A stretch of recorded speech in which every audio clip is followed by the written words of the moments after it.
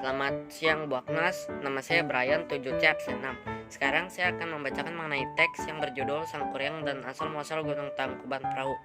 Teks ini saya buat dengan kata-kata saya sendiri.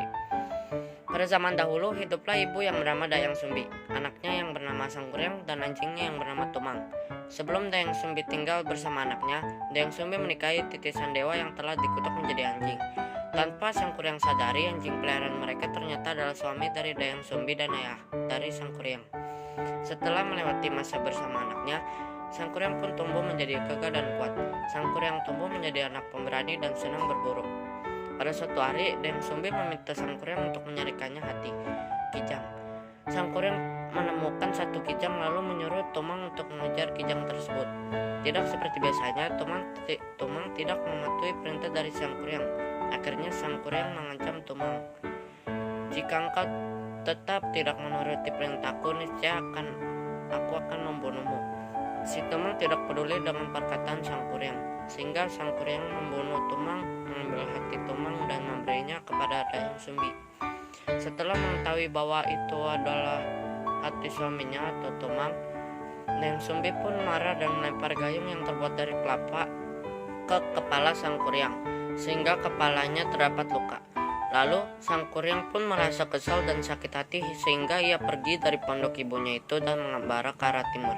Sekian lama ia pergi dari pondok ibunya, tanpa sadar Sang Kuryang mengembara ke arah di mana ia dilahirkan. Sang Kuryang pergi ke sebuah pondok untuk meminta air, yang pondok itu ternyata pondok ibunya, Dayang Sumbi. Sang Kuryang tidak menyadari pondok itu adalah pondok ibunya. Karena ibunya telah menjadi cantik abadi, ibunya menjadi cantik abadi karena ia memohon maaf kepada dewa karena ia telah berbuat jahat kepada anaknya. Sehingga Dayang Sumbi diberikan hadiah dari dewa, yaitu cantik abadi. Mereka berdua tidak menyadari bahwa mereka adalah anak dan ibu. Mereka berdua jatuh cinta dan mereka ingin saling menikah. Mereka sangat terlihat berbeda sebelum Sang Kuryang pergi dari pondok ibunya. Sehingga pada suatu hari Sang Kuryang ingin pergi berburu dan Dayang Sumbi ingin mengikat tali di kepala Sang Kuryang. Lalu Dayang Sumbi melihat ada luka bekas di kepala Sang Kuryang. Akhirnya Dayang Sumbi sadar bahwa ia akan menikahi anaknya sendiri. Dayang Sumbi pun menjelaskan kepada Sang Kuryang bahwa ia adalah anaknya. Tetapi Sang Kuryang pun tidak peduli dan tetap ingin menikahi Dayang Sumbi. Sehingga Dayang Sumbi pun membuat persyaratan, yaitu menyuruh Sang Kuryang untuk membuat kapal dan bendungan di Sungai Citarum sebelum fajar terbit. Sang Kuryang pun menyetujui dan segera membuatnya. Sang Kuryang membuat dua persyaratan tersebut dibantu oleh jin, sehingga menjadi cepat. Dayang Sumbi melihatnya, lalu ia memohon kepada dewa agar bantu untuk menggagalkan pernikahannya dengan Sang Kuryang.